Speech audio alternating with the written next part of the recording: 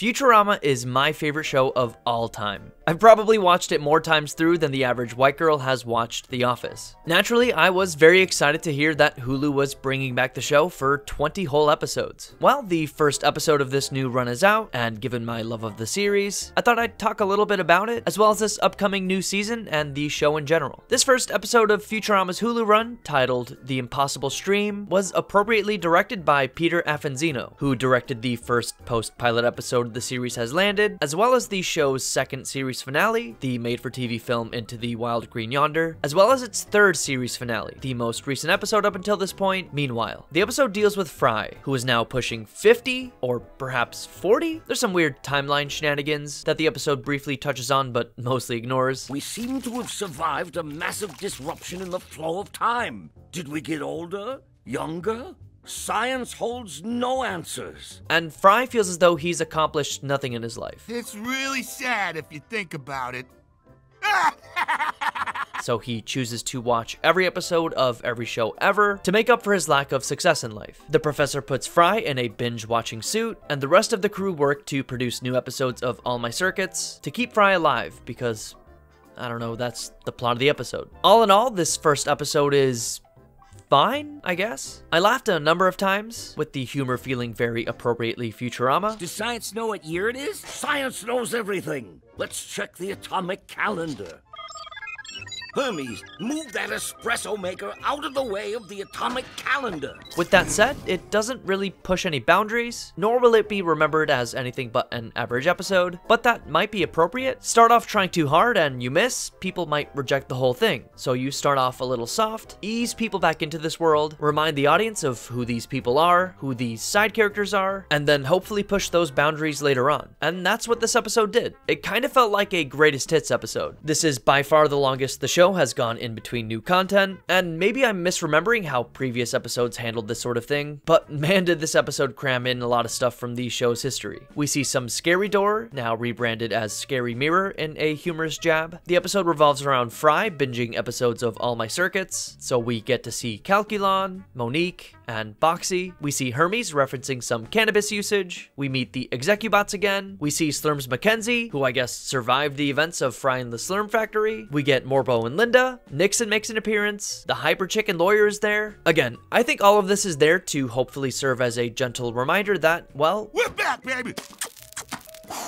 we're back. We're all here. This is the Futurama you know and love. As a super fan, it was nice to see these characters again. In that sense, this was a comfy episode, which I think will appeal to fans like me who are willing to be a bit more charitable, but I'm a little worried that a normie who maybe binged the series once in like 2017 might not get much out of it, frankly. Aside from the binge television subject matter, the episode feels like it could have been plucked from any point after around season 3 of the show, which again is fine for diehard fans, but I'm not sure if the tone, humor style, and pace will appeal to today's Rick and Morty and contemporary Family Guy-addled brains, which, for the record, are shows I myself watch and appreciate. But my point is that audience expectations have changed a lot throughout the last quarter century since the show originally aired. I am concerned that, to make up for its style that I don't want to call dated, but I don't know what else to call it, that they'll try too hard to force modern-day related plot points. It means strapping into these binging goggles that drill directly into your brain. The most egregious example of this came from the Comedy Central run, Attack of the Killer App, by far the series' single worst episode that lamented the existence of smartphones, a piece of commentary that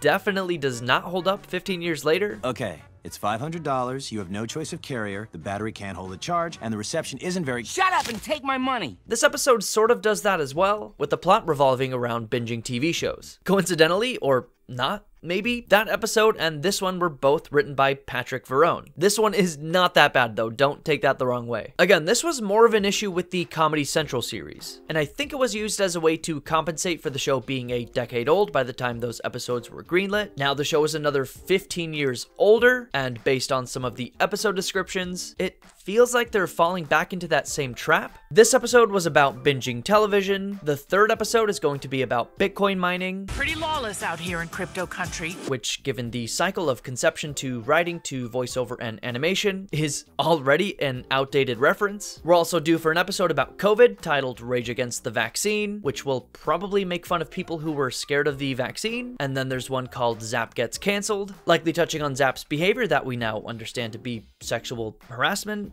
or whatever, I don't know. As long as the episodes are smartly written, engaging, and funny, that's really what I care most about. But when Futurama did this in its Comedy Central run, it always felt like an excuse to be lazy, letting the joke be entirely just the fact that you saw a reference to a modern event of some kind. This isn't to say that the original run of Futurama didn't tackle with contemporary issues. It 100% did. The culprit isn't foreigners, it's global warming. Global Wapu?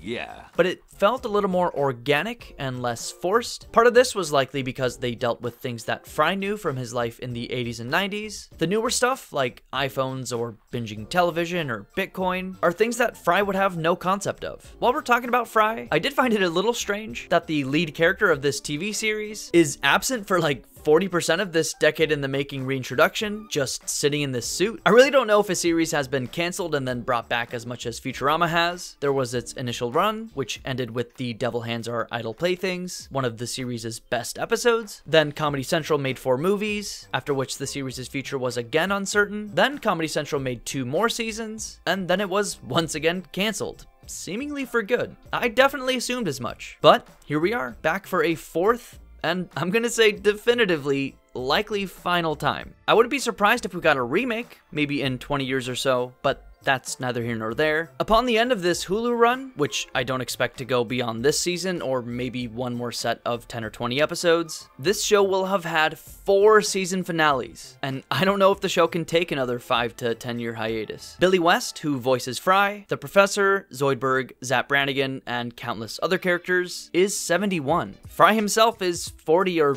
50 canonically. I love this show. I love these characters. As long as the quality is 5% better than the series at its worst, I will watch it and enjoy it. Don't reboot a show if the quality isn't gonna be there. But I think I'm in something of a minority. Anyway, that's basically all I have to say today. I don't plan on talking about every episode of this new run. I assume it would be mostly me just saying it was kind of good or kind of bad, and oh, here's a reference to an old Futurama episode, given that I have an embarrassing encyclopedic knowledge of the show. So unless there's an episode that truly stands out, I'll probably leave it here. I just hope this run is good. No, I hope it's great, and I hope they do keep making more. If only to inspire people to watch the original run, which I think features some of the best works in the history of the television medium. I think this is a special show, and the fact that it has dragged along through this quarter century is a testament to that. It may not have the broad appeal of a lot of other shows, but its ability to connect witty humor and a genuine curiosity about science and the world around us is second to none. What were your thoughts on the first episode of this reboot? Where do you predict the series will go next? Let me know in the comments, and be sure to subscribe if you enjoyed the video. Thanks for watching.